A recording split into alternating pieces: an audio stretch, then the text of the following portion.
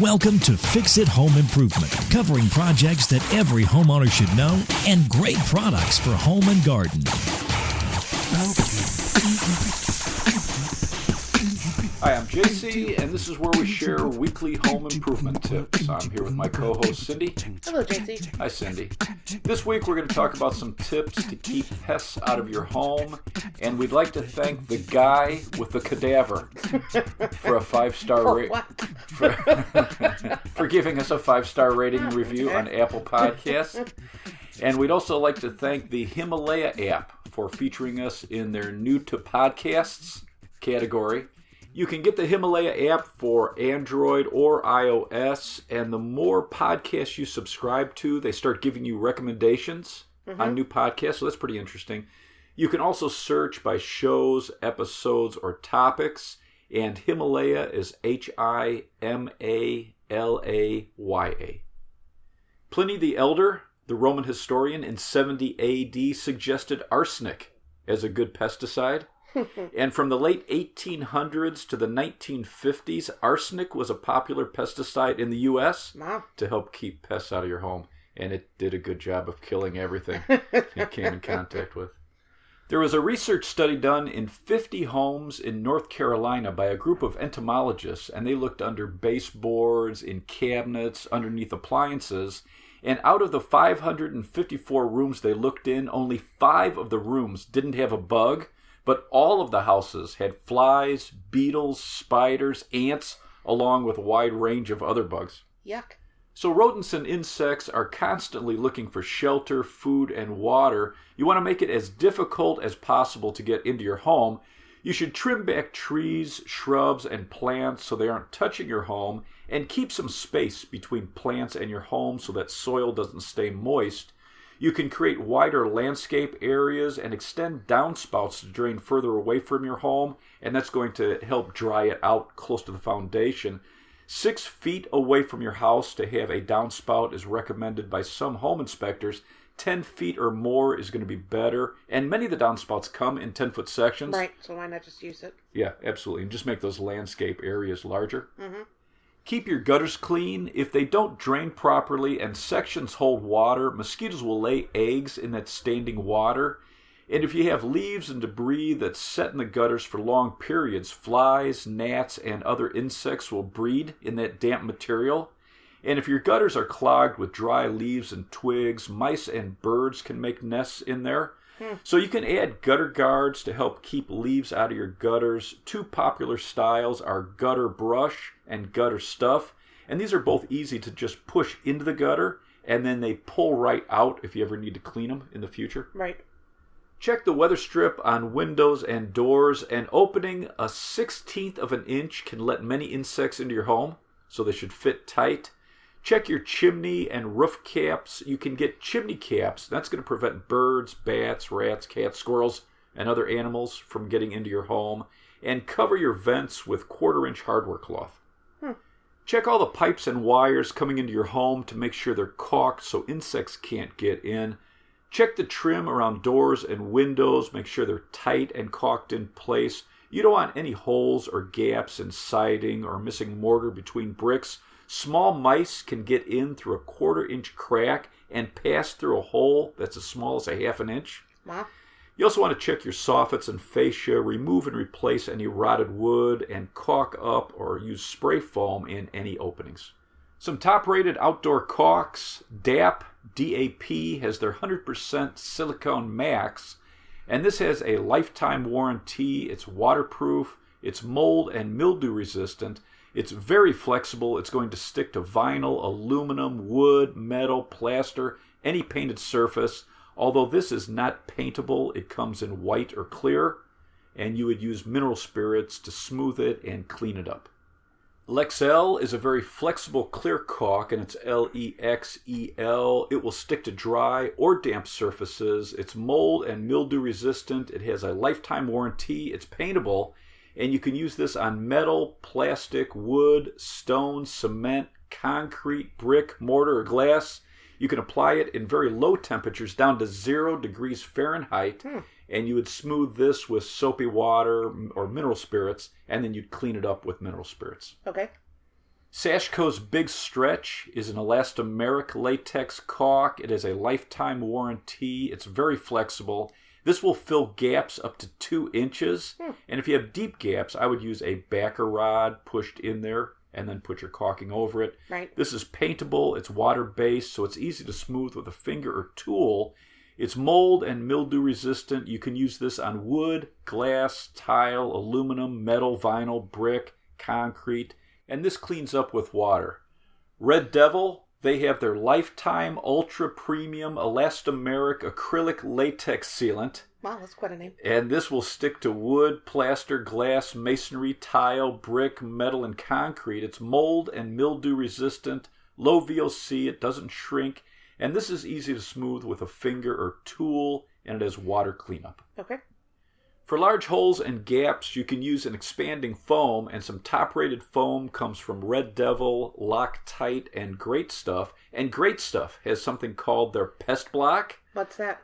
So this is designed to keep pests out of your home, and they say it can seal up to a 1-inch gap. So I read the instructions. It says spray it into the gap, and then wipe off any excess with a rag that's dampened with acetone and smooth it to your exterior material, which I've never heard that before.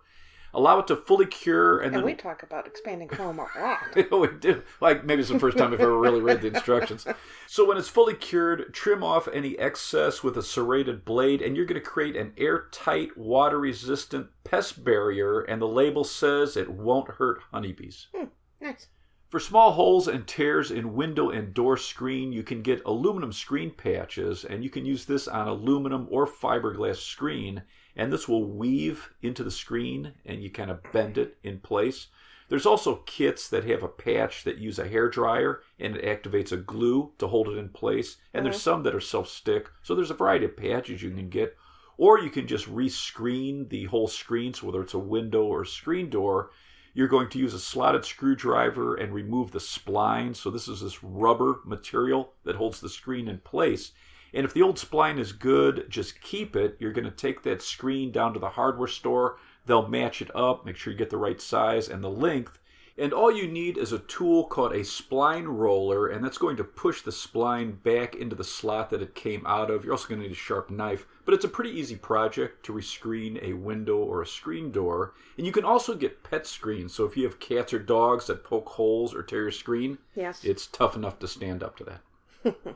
You can also use window screen on roof vents or attic vents that go into your soffit, and that's going to help prevent insects like flies from getting into your house.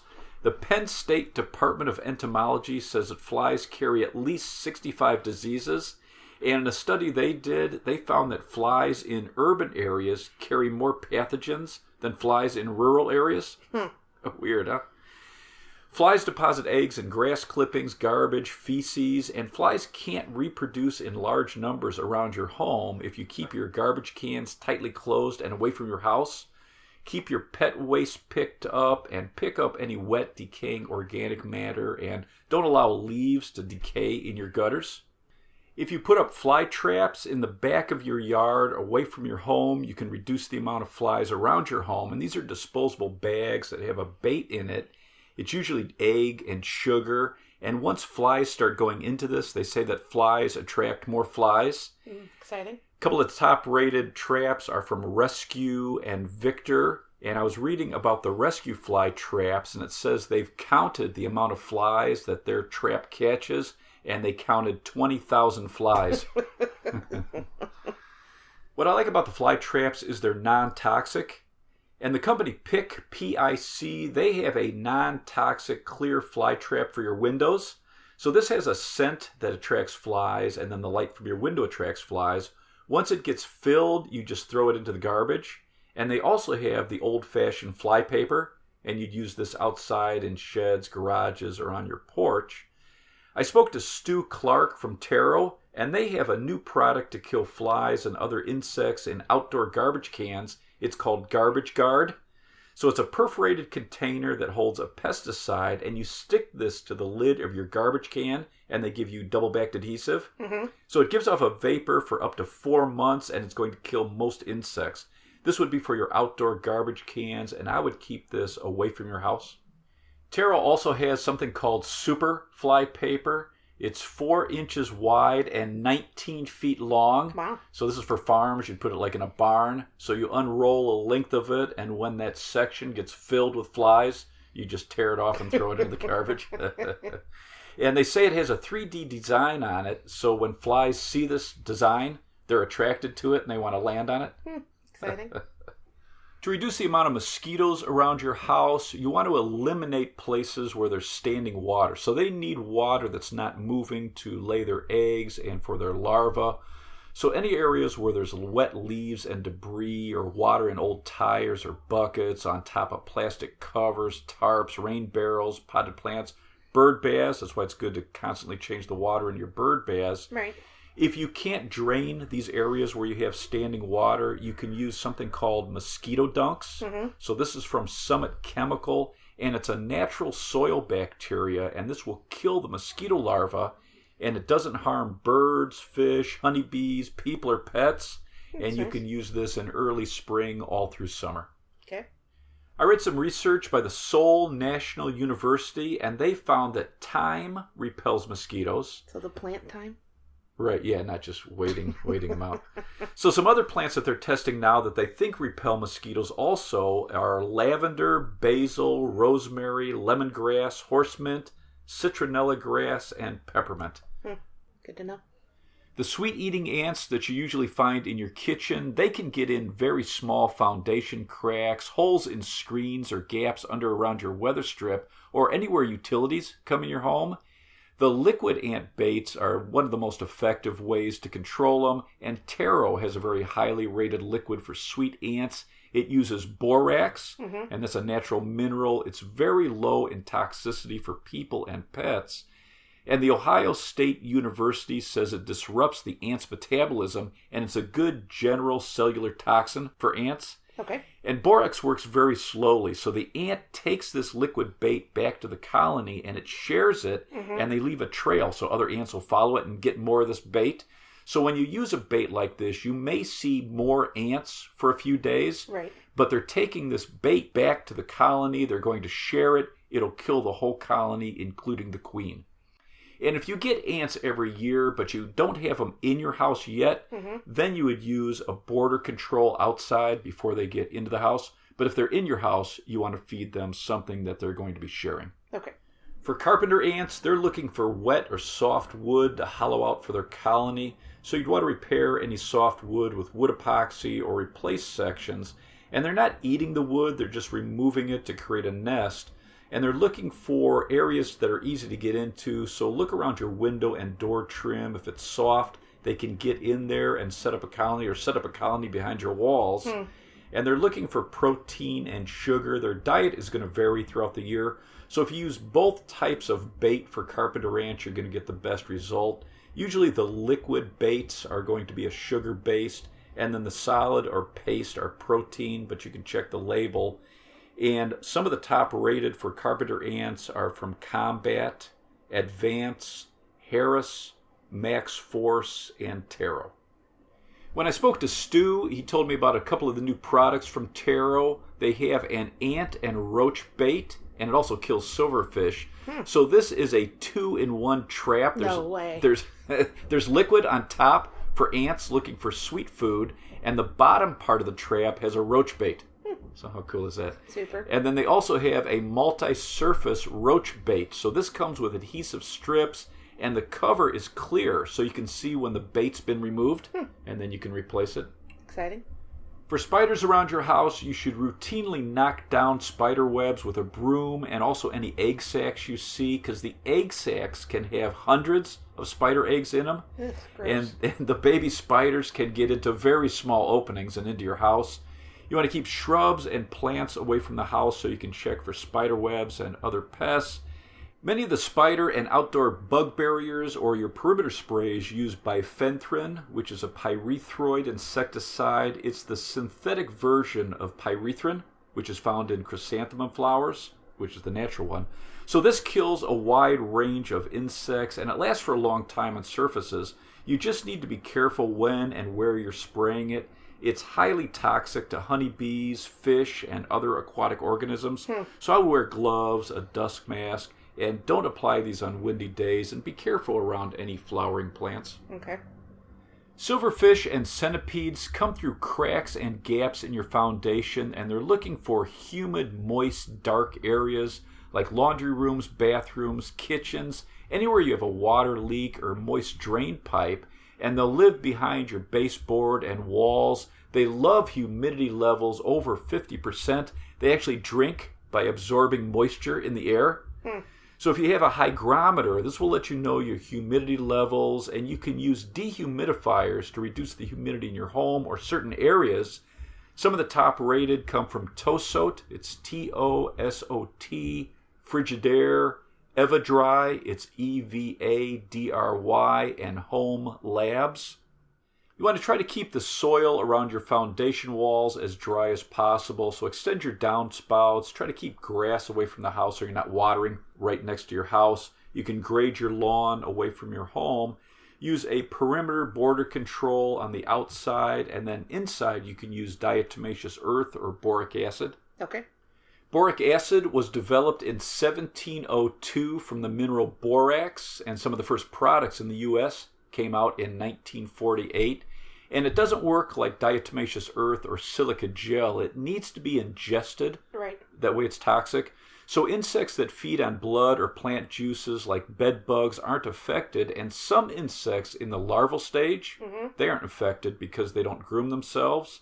But it's very effective for ants, cockroaches, mites, spiders, silverfish, and termites. And boric acid is going to stay effective as long as it doesn't get wet. And the EPA says products registered as pesticides are low in toxicity if they're used as directed. They suggest wearing a dust mask and avoid getting it into your eyes, and apply a very thin coat of the powder. It should be barely visible, and that's going to be the most effective because insects actually will avoid it if you're, blowing in big piles of this. Right. I spoke to Harris, and they have a boric acid powder with a roach lure that attracts them to the powder. And when they come in contact with this powder, it sticks to their body. They drag it back to where they hide during the day, and it spreads it to other roaches. And as they groom and clean it off, they ingest it, and it kills them. And Harris also has a diatomaceous earth that comes in a bag with a duster, and it makes it very easy to blow this diatomaceous earth into cracks or under appliances.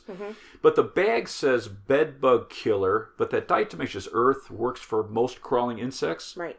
And their diatomaceous earth is OMRI listed. That's the Organic Materials Review Institute. What I like about diatomaceous earth is it's non-toxic. It's made out of the fossilized remains of these microscopic hard-shelled algae, so it's a very fine powder. And the first insect killers that used diatomaceous earth were registered in 1960. So this is abrasive. It cuts up and absorbs the protective waxy layer that insects have. Right. It causes them to lose moisture and die. So this is mechanical. Insects can't develop a resistance to it. The Oregon State University says it's practically non-toxic to fish, birds, other wildlife, safe around people and pets. You just don't want to breathe it in while you're applying it, so wear a dust mask. And put down a very thin coating. You don't want piles because insects will go around it. Right. And it doesn't go bad.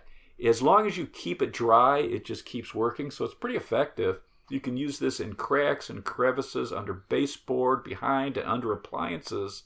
And the EPA says use diatomaceous earth that's marked for bug control, not for swimming pools. Another product for insects is silica gel, and this is similar to diatomaceous earth because it's made from silicon dioxide, where diatomaceous earth is silica from the shells of microscopic algae. Silica gel is usually manufactured from sand, and this is a fine powder like diatomaceous earth. And the first silica gel insecticide was developed in 1956. And the tiny particles have a slight electrostatic charge, and it helps it stick to insects as they crawl through it. Oh, interesting. So rather than slicing them up and absorbing that waxy coating that protects insects, silica gel actually sucks up their waxes like a sponge. It causes them to dry out and die. Interesting, isn't it? You should wear a dust mask when you're putting down the powder under cracks and crevices, under baseboard and appliances, and again, use a very thin coat. Okay. Do you have anything else to add? It's good to have a yearly routine to seal up any openings into your home. And we are almost ready to send book 7 to the editor. Cindy's done a fantastic job on our new book. So we'll probably tell you more next week. Let's wrap this up. You can subscribe to our podcast on Apple Podcasts, Google Podcasts, CastBox, Himalaya, or your favorite podcast app. If you enjoyed it, please leave us a review. You can check out our home improvement videos on our YouTube channel, Fix It Home Improvement. And you can subscribe to that as well. You can download our books, Home Improvement Solutions, What Every Homeowner Should Know, on Amazon, book 1 through 6. If you enjoyed it, please leave us a 5-star rating and review. You can email us at fixitpodcast@gmail.com. You can follow Cindy on Twitter at FixItCohost. And you can check out our new Instagram, Fix It Home Improvement. Thank you for listening. Talk to you next week.